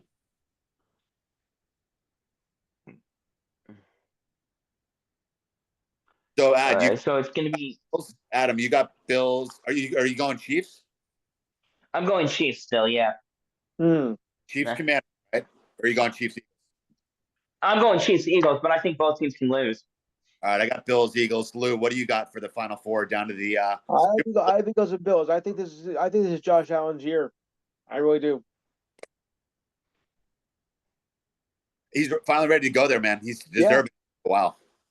Brad, what do you think for your Super Bowl prediction? I'm gonna go out on a limb, even though I said earlier this year when we had Chuck on earlier in the year, I said Chiefs and Lions. I'm gonna go Bills Commanders. I think this is Josh Allen's year, but I also think that that Daniels is just too much. This might be that Cinderella type year where you have the Redskins going from 3 or 4 wins a year ago to winning a Super Bowl. So that's remarkable. Playing in a Super Bowl at least. Surprising if that happens. That's the fun thing, man. That's what I like to see, an instant, like a 1-year turnaround like that. Yeah, like Yeah. But yeah, he's he's just an awesome talent. Did you guys see that at I didn't. Very bad vibes. I like Caleb Williams, but I always Daniels the most. But I don't think anyone really saw him being this awesome. Yeah. No, not this early. It wasn't like this in LSU. No. He showed flashes of this at LSU. He won Really? a Heisman Trophy. Yeah. So but Brian Kelly or Chip Kelly or they're the same. Kelly Ripa, I'm not sure. I'll take that. Chip Bryan, one of the Kelly guys. Chip beans on toast. They kind of look egg shaped. One of the Kelly boys. They both have egg shaped. They both have egg shaped heads, don't they? Well, Chip Kelly was there in Philly for a little while. Yeah, for a little bit. But Daniels looked good at LSU. I didn't see him doing this. I don't think anyone did. I mean, no, I'm not going into the year. It's very rare that you have a top 5 quarterback. Yeah, be competitive in their first season because of the fact that for the fact that you need more than just quarterback. Sure. And I just whatever Washington found, they got the Krabby Patty secret recipe. And Cliff Kingsbury, good head coach. They got a vibe there. They got something going on there. Pretty magical. Like Brad said, it can be just a quick Cinderella run. It only takes a month. If you get into the playoffs, anything can happen. If you get hot. Yes. 3 good games, man. That's 3 all good games. 6 halves. Just tell me one thing. Now, of course, Baltimore missed not 1 but 2 Georgia point conversions. But you were at the 2-yard line. How do you miss that to tie the game? How can you miss that? Mark That's football. All pro, your team captain too. Yeah, that's just football. That's 99 out of 100. So random and just possible timing. It's just the worst. Yeah, happening right. That's terrible. I mean, yeah, maybe the weather might have been a factor to it, but 9 times out of 10, you don't miss that. No. 10 times out of 10, he doesn't miss that. Yeah. This pro. What the hell? Pro superstar. One of the best Ravens. One of the best tight ends in football too. Incredible. First of all, as far as a star player. So he makes that that play in his sleep. Days a week, and then that spot. Oh my god, dude! It's just it'd be sick. Nightmare fuel. Sit Don Meredith in Super Bowl 8, and Cowboys Steelers. And Staubach threw that ball. Yep. And I forget who the receiver was down there, and he dropped it, and John Meredith goes, "He's got to be the sickest man in America right now." Just gut wrench. Oh, dude. I mean, there's I just feel for a guy, especially when it's a neutral team, a team that I don't really care about one way or the other. Yeah. I have nothing against Baltimore. I don't love them or hate them. They're just another team in the league to me. So I really feel, not that if it was my team, I would be like, death threats or anything, because that's just silly. It's just the game at the end of the day. But, I would be more perturbed if it was my guy. But, Oh, it's just awful. Lamar right away, don't worry, he's a Raven for life. We got your back.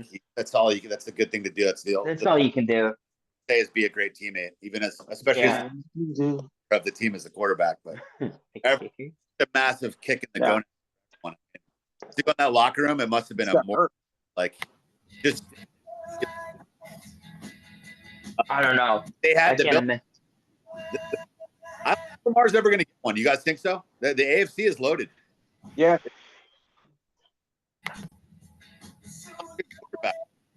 Mm-hmm. I think they can eventually. Yeah. Yes. I just don't think.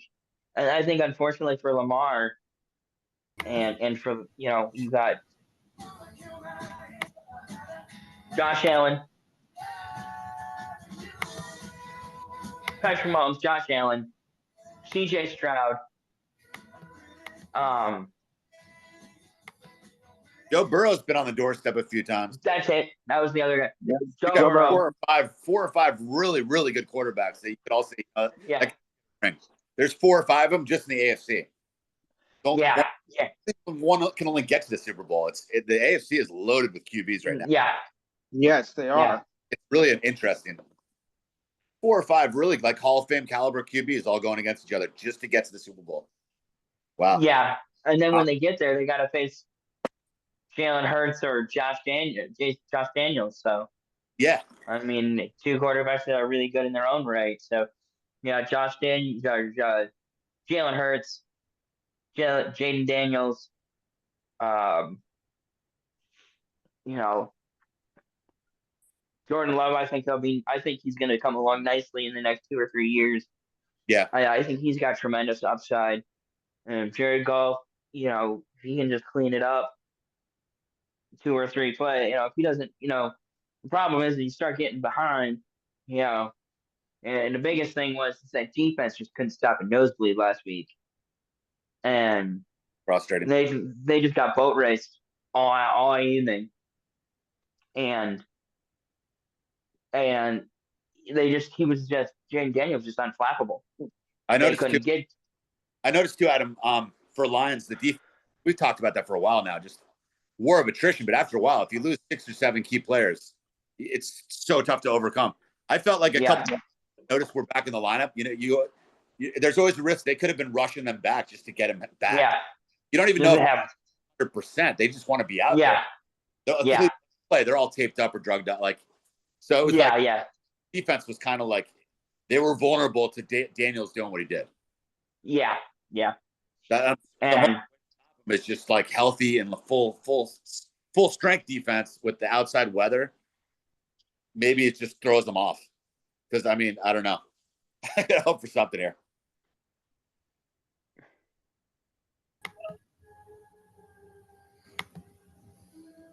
Yeah, I just think it was just brutal all night. And so, but I think that the NFL is in good hands going forward. Yes. Yeah. All those with the young guys we just named were pretty much in their primes or just getting into it, like Daniels, but Burrow, they're all 25, 27. Yeah, Mahomes isn't going anywhere. The NFL is right. He's not even 30 yet. The NFL is great overall as far as their talent and the competitive. I just think it's time for someone else besides the Chiefs and the AFC. And I think they're vulnerable. It's not some deeply I don't know. I'm not looking at their roster. It's just they've won a lot of close games this year, so I think they're ready to get knocked off by someone. Yeah, they're close. I think this year is the year that if they're going to get guys, this is the year you got to get them. Yeah. Yes.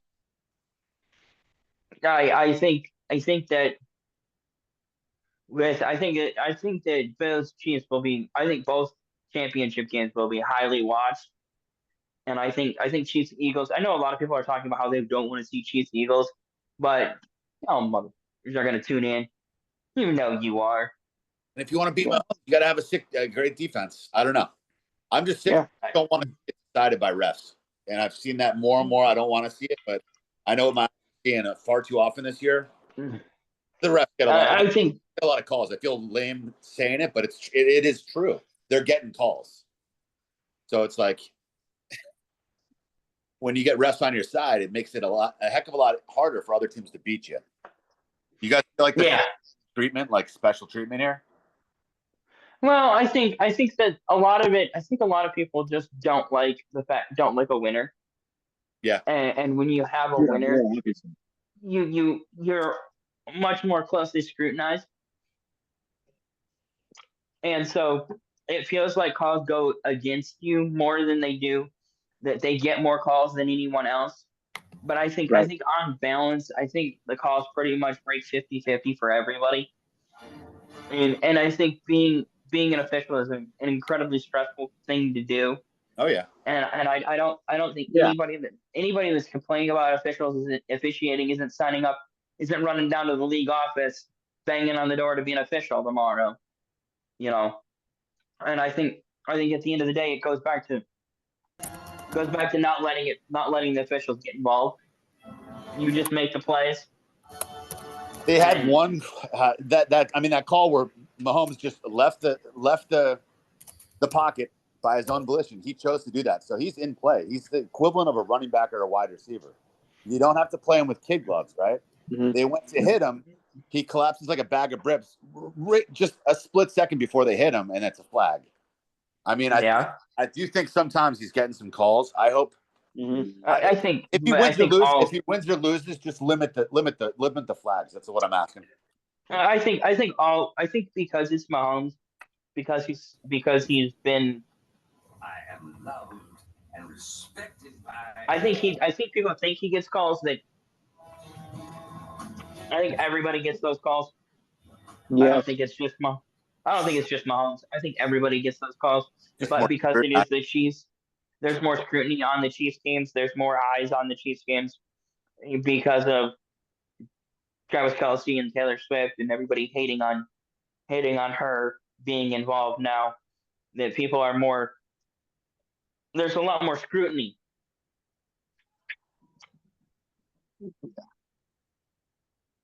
It's tough, man. He's there were 3 or 4 games this year where it was like crucial fourth quarters where there was like a fourth down and they'd get a flag and then they kick the winning field goal 18 seconds later. And it's like, wow, another time. And it happened again. So like there were a couple, I don't know. The league wants the Chiefs to keep winning. It's massive for ratings. They like a good dynasty. Yes.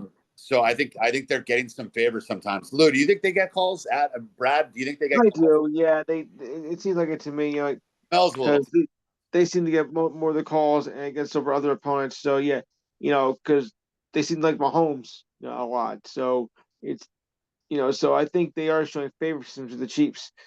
Well, what if put this way? Hail to the Chief. Okay. Oh boy. But like Adam's right though. They're under a lot more scrutiny because everyone top dog have more eyes on you. Everyone's looking to beat the top dog. So people are kind of like me. They're quietly rooting against them like that. So it's like, but I don't know. I don't know. I think he gets some calls, but he's just, I think everybody with winning so much, you know, he does deserve a little bit of gravitas. Like Steph Curry will get some calls. Michael Jordan will get a few calls. Yeah. I'm trying to get the most calls. The great hockey players might get a call or two. You know, it happens in sports. Yeah. Yes. It does. And I don't think it's any worse. I don't think it's any worse or better or worse than any other player. Yeah. But I think it's because it's Mahomes, and it's more. There's a lot more eyes on Chiefs games, and people feel like they get more calls than anyone else. But that's only because that's the most popular. You know, it's the most popular team in the league right now. Yeah. Right. Everybody said that about New England when New England was hot. If you go, the Patriots get more calls than anyone else. And they go cocky too. Sorry. That's yeah.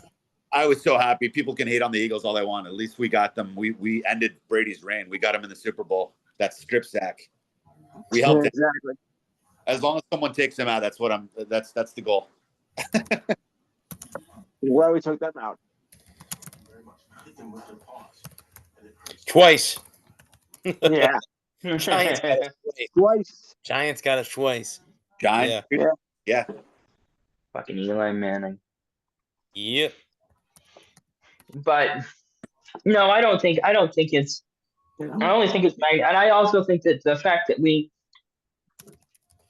I think social media has blown it up more than it ever would have been blown up 20 years ago. With your TikToks and your YouTubes and your super slow-mo instant replays. Right.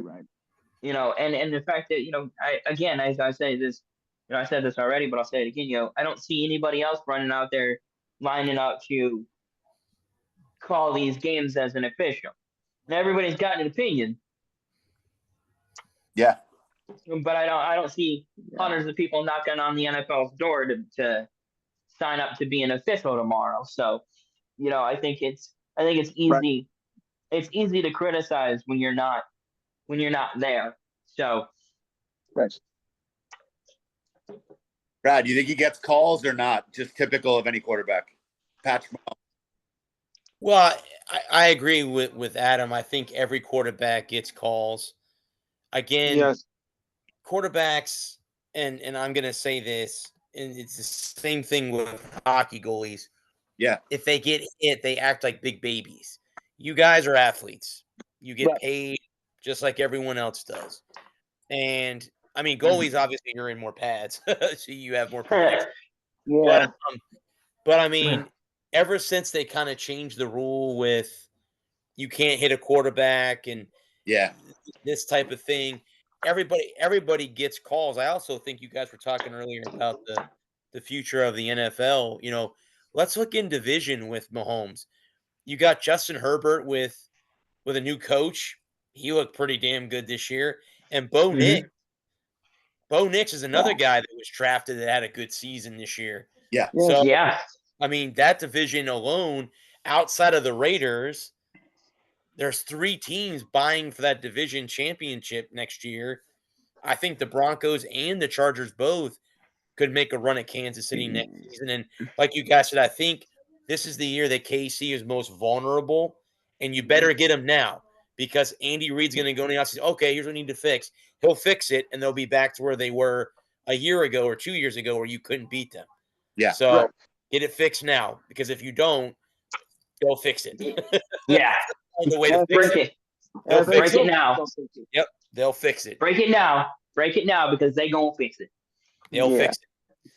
Andy Reid's too good of a coach to not. You know what I mean? To not. If Andy sticks around. True. That's a good point. This could be it for if they win it all this year. Andy may take his 4 rings and a double cheeseburger and go on home. More than just a double, man. Not those Big Macs. He's a big person. Kind of like me. I don't have any rings, but I got Andy Reid's eating habits. But anyways, I got that going for me, which is nice. Yeah, I don't have Andy with a lot of Big Macs. But it was like the perfect marriage though. When you have Andy Reid is like almost, I don't want to say like QB whisper, but the guy's really creative and really smart. Yes. And then when he kind of like, I guess quietly kind of had a thing for he and the Chiefs coaches for Mahomes, and then they got him. It's just like a perfect marriage with Reid and Mahomes. It's so damn good. Right. It's just too. It's because you're always vulnerable to them scoring. It can be 3rd and 18, and they'll get the first down. It's like at times it can be just unstoppable. I just hope someone can knock them off. I think the Bills will do it. I think the Bills absolutely can do it. Right, we had another country heard from. Sarah. Hi, Sarah. Dog. Hey, puppy dog. My guy's outside right now with my girlfriend. Prince Harry's walking the block right now. Somebody came by the door and she's protecting. She's down here protecting me. She's like, yeah, they're not getting my dad. No, not getting my dad. Right. Not getting my dad. No, she just wanted to get in on the show. That's what she does that a lot.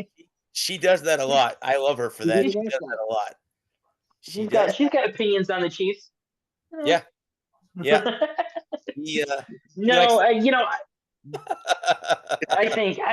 I think it'll be like it's easy to, it's pretty obvious, but like I think Allen can do it. Allen's gonna have the game of his life. But if he runs for 2 TDs, throws for 250, and he's trucking people over on 3rd and 7, like running for first. If he has a Josh Allen performance, he can absolutely win that game.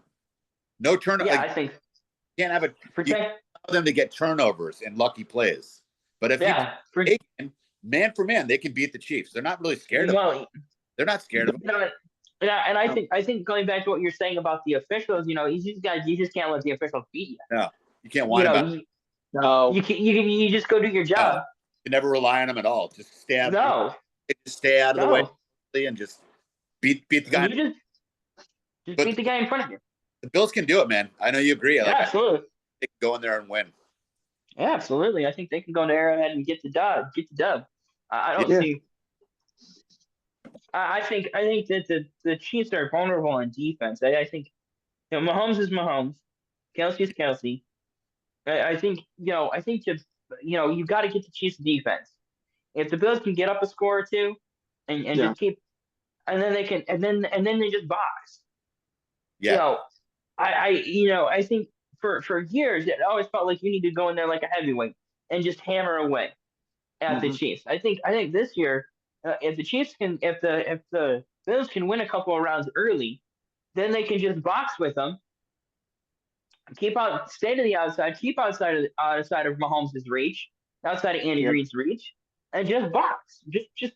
Just throw that jab all night long. Bang, bang, bang. Yeah. And then they're not as fast and as explosive as they used to be, where the Chiefs could score 48 points. Now it's like mid-20s, low 20s. You could win 21-17. They might be able to win. Just slow it down and play. Yeah. It's defensive now more. And the Bills are a tough team. That's how the Bills have the Bills can box. They don't have to. It's not like Leonard Spinks versus Mike Tyson. 40 years ago, where Iron Mike, where Spinks just had to catch Mike in the right, just catch Mike right. Yeah. The Chiefs. This is Tyson Holyfield or Tyson Ali Frazier. Yeah. And don't want to talk Frazier. And I think as long as the Bills come out for that 15th round, yeah, they'll be all right. And they can if they can get up early and stay up, because if they can get up by 10 points, I don't know if the Chiefs are built to come back from 10 anymore. No, like they were 10 years ago, when Reid and Mahomes first got together. I think now that the Bills are that team. The Bills can get out and get a lead, and then they can keep away and just stay to the outside and not no turnovers, no blunders on special teams. Keep everybody in front of you and make the sure tackle. Yeah. Get up on third down, pick up your third downs. I think the Bills will be fine. And I think it cuts both ways. If the Chiefs get up by 10 early, no turnovers, play good special teams, punt and protect the ball, it could be a long night for the Bills too. I think these teams are both evenly matched. I'm not sure what the money line is, but if it's 2 points. It's the Chiefs are a 2-point favorite, and the over under is, this is the Hard Rock bet app, guys. This is the app that I would use if I was making a bet. It's a 2-point. The Bills are 2-point underdog. The over under is 48 and a hook. Yeah. Bills. I like the Bills. So do I. I picked the Chiefs, and that's my official pick. But I like the Bills as a 2-point dog. I target a few big. I'm betting. I didn't say that. I'm taking Bills, betting Bills, whatever you want to say. Yeah. No. I really think this is the year I'm going to take them. You get 2 points, so if you lose by a point, it's still a win. Yeah. But yeah. I like them to just win straight up. It's a toss. It's not. I would say 1.5 points. You probably won't even need it, but just in case, it's nice to get that if it's like a random 1-point win. So I would say I like the Bills here. I'd say take the money line on the Bills. Take the Bill money line. I think they can cover that too. I think they're not the big bad. We all know there's a little less strong this year. They're ready to get. They're ready to get. It's not. They've come back to the pack. They have. And, No one. They've won by like a touchdown every week almost. Last week, pretty much. but it's always been Yeah. field games. It's going to come down to Josh Allen can play awesome, man. Bill's got it. I don't think Josh Allen has to play out of his mind though. I just think if he's steady Eddie, he doesn't make the big mistake. He doesn't force the ball down the field, which he's done in the past. Yep. He doesn't have to play. I think Josh Allen has to remember he doesn't have to win the game. Which He used to try to take everything on his shoulders and people, and then get a helmet on the ball, and then there's a turnover, and Josh, it happened again. Suddenly, this matured. He's not really turning the ball over. In playoffs, a turnover or a fumble is magnified. It feels 10 times worse. I mean, every play, for better or for worse, is like under a microscope because these teams we see win the rings, like Andy Reid and Belichick. They'll so many good plays. You have to like survive. You have to win by like a fumble or an interception here or there. You can't mess up at all. There's no room for error against them. So if the Bills Bills got to play clean, obviously they can't turn the ball over. But go on those long 8-minute drives, like you said, Adam. They can extend the drive because Josh Allen will pick up those third downs. Just keep the ball out of Mahomes' hands and get those get that 2-score lead. Yeah, because the thing now the Chiefs aren't what they were 4 or 5 years ago when they could score in 30 seconds. But they can still score in 4 minutes. I really think that the Chiefs need the Bills need a 2-score lead in the fourth quarter to feel safe to feel comfortable. Because if it's 8 points or less with 4 minutes to go and the Chiefs get the ball back, you're looking at overtime. We've watched that movie. They can come back. They can come back in a flash. You got to build that lead. You got to build that lead and maintain that lead. And even if the Bills, let's say with 8 minutes to go in the fourth quarter, and the Chiefs cut it down to 3, the Bills cannot go 3 and out and punt. They've got to go down the field. They've got to score. Well, we've seen that. The Bills have to stay aggressive. If they go 3 and out, that's fine.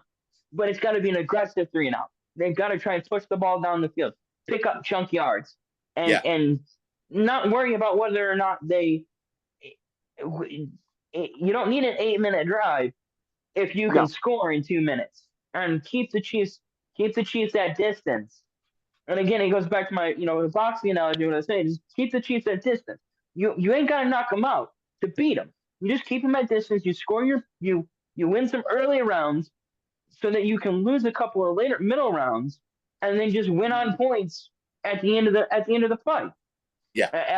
After 12 rounds of heavyweight boxing, you just keep them out in front. You just keep them in front of you.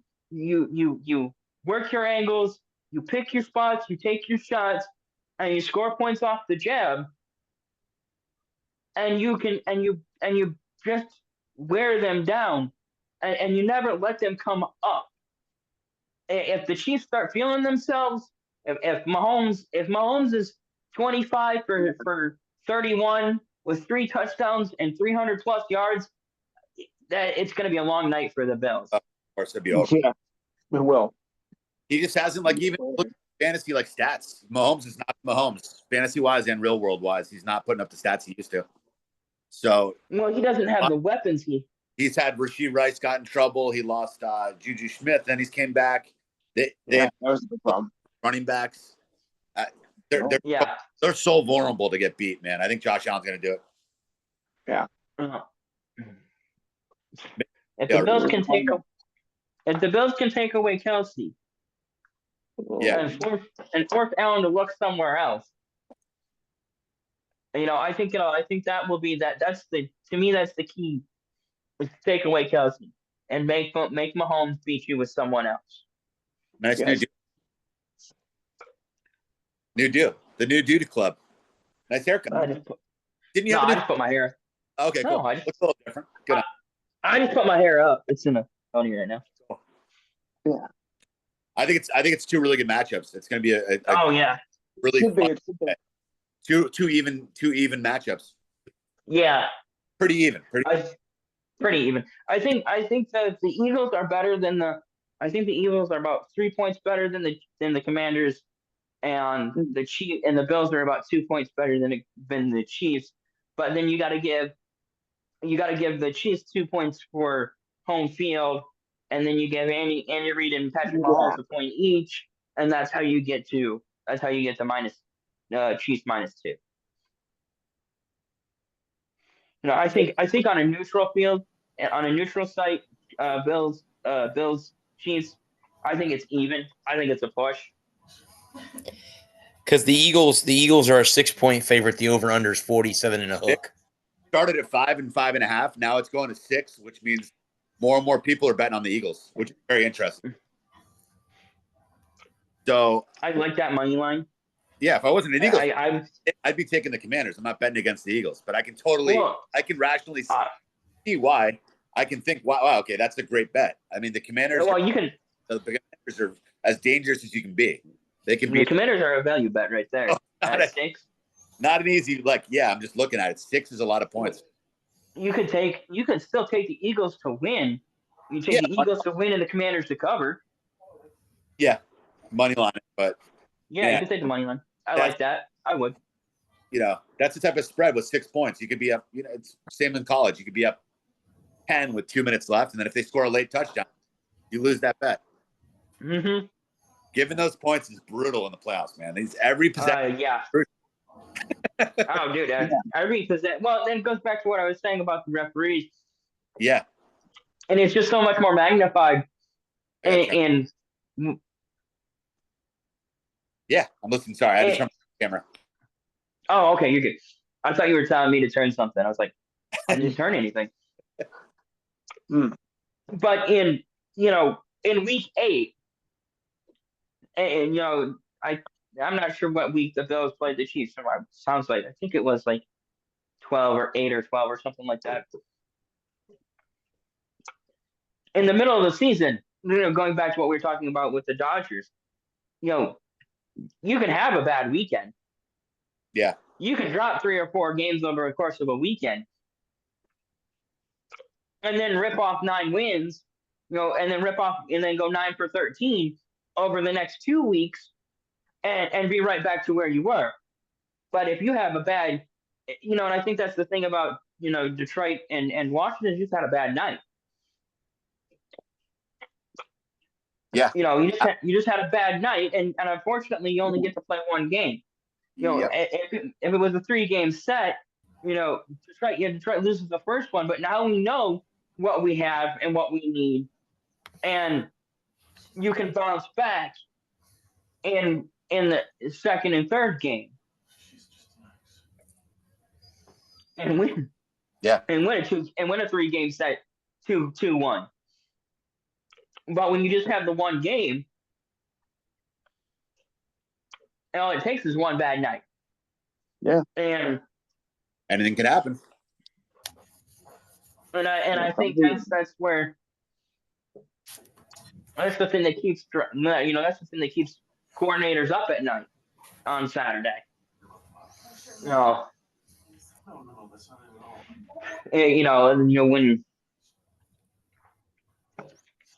I don't remember who the DC in Philly is right now.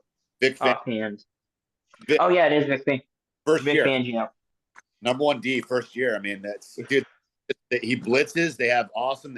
2 number 1 picks. DeJean. They have really good corners. They're going to bring a lot. That was the guy that I wanted. I'm not saying they're going to put a lot of pressure on Jaden Daniels. And if he beats them, awesome. But they're going to hit him a lot, and they're going to get him dirty. Right.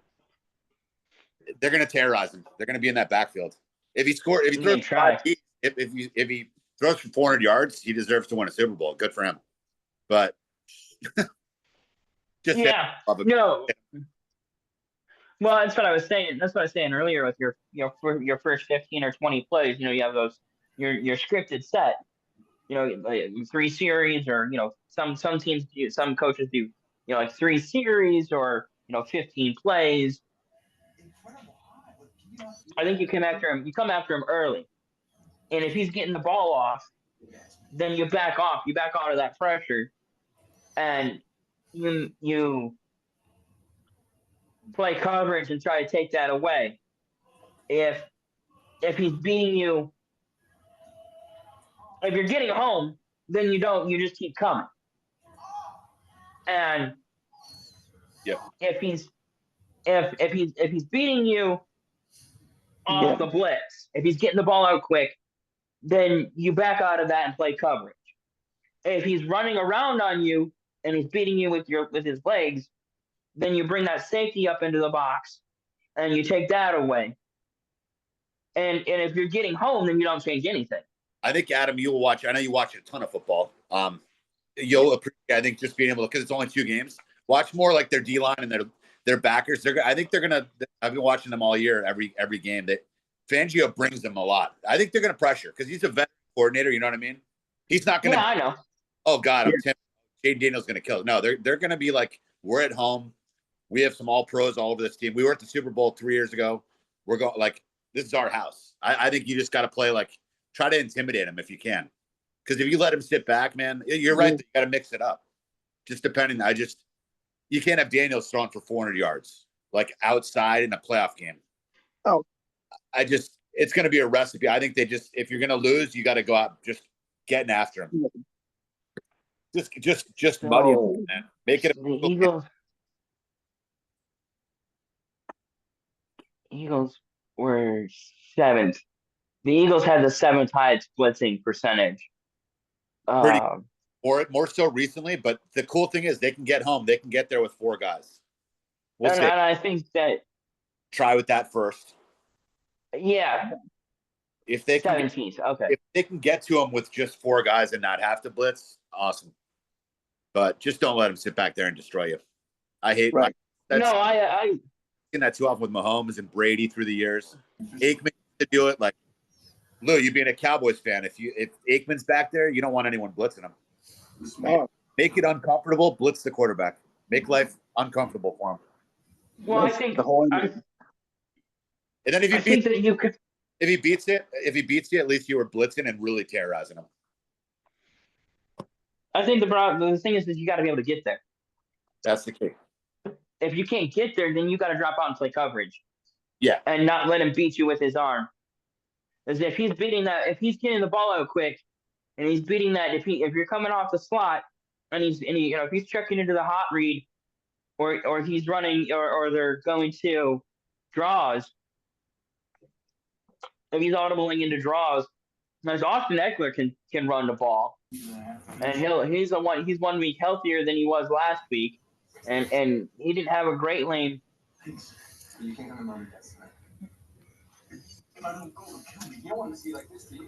against Detroit, but he was effective. And Eckler, Scary Clarence from Ohio State's been awesome. Mm-hmm. Commanders got some weapons. They don't have all the flash, but they got Daniels and they got some talented players. Terry McLaurin, Daniels, Zach Ertz. Still around. Zach Ertz, former Eagle. So, I think it's going to be a good week of football. That'd be fun. It better be.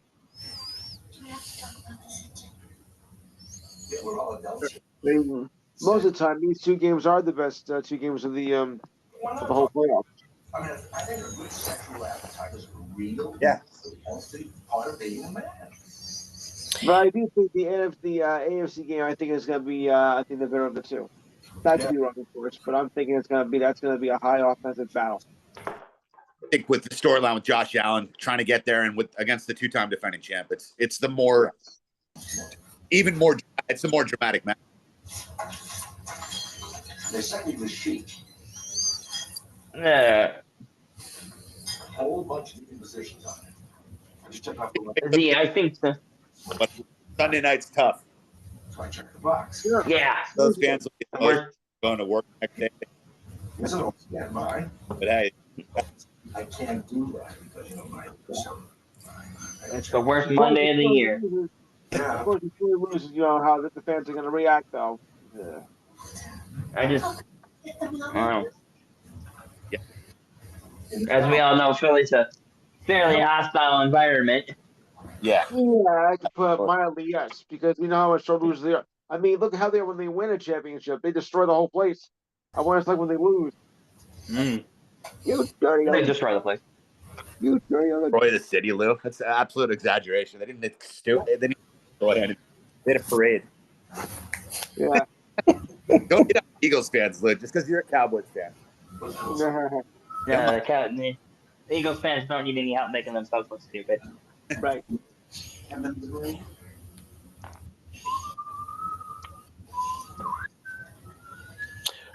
With that, guys, you guys want to call it a show? Yeah. Yeah, we called a show there. We only Thanks, have guys. Lou, do you want to go ahead and talk about your show, bud, before we get off? Certainly. The Enhanced Sports Show rolls on Saturday, 4 to 6 p.m. Eastern Time.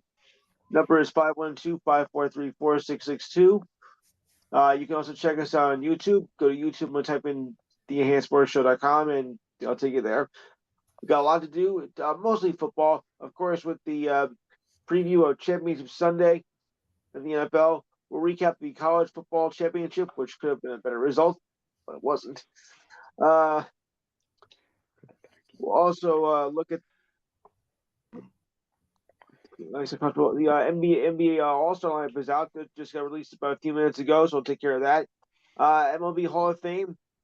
We'll take a look at that. The winners will be inducted in July at Cooperstown. The NBA continuing soap opera with Jimmy Butler and what's going to happen to him. Oh boy, I can't wait to find out. NHL as well. And of course, we'll take a look at the Australian Open finals, which are happening this weekend. The women's is Saturday, and the men's is on Sunday. I just got word that Madison Keys will be in the final, so that's going to be your first Grand Slam final. Let's do it. And of course, your thoughts and comments, which are always welcome. The ridiculous sign of the week, sports trivia, this week in sports history, the feel good story of the week, and it's that time of the month where we have the best and worst of every month. This will be the best and worst of January. I think I got a few good nominations for that, but I'll else be the judge about that. So if you got time on Saturday, 4 to 6, give the show a call, 512-543-4662. Cool. All right, gentlemen. Well, next week will be kind of a sorrow note for me. It will mark exactly 4 years since my mom has passed away. So, beginning of the show, I'm a little emotional. You guys know ahead of time why that is. Of course. But I want to thank these three gentlemen for making this show awesome. Again, we are part of the NGSC Sports Network. Head over to the website, ngscsports.com. I want to thank the men and women of our armed services and our first responders. Thank you for doing what you do. We will be back next week. Until then, guys, I am the sports show, Bradley Walker. This has been the Walker Report. Peace. Good night.